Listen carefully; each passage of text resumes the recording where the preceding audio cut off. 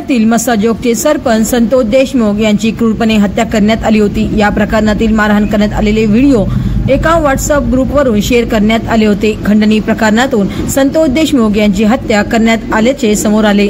या हत्ये प्रकरणात मुख्य सूत्रधार मंत्री धनंजय मुंडे यांचा निकटवर्तीय असलेला वाल्मिक कराड असल्याचे सिद्ध झाले आहे। या पार्श्वभूमीवर पैठण येथे शिवसेना पक्षाकडून आंदोलन करण्यात आले।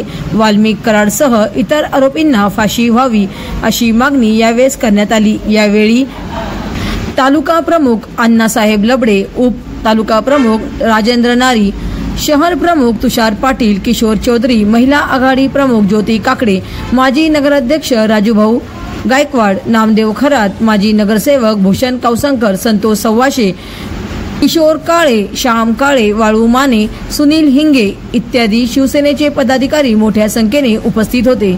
या आंदोलनात कोणताही अनुचित प्रकार घडू नये म्हणून पोलीस प्रशासनाकडून चोख बंदोबस्त ठेवण्यात आला होता। Maharashtra vibe news Paithan.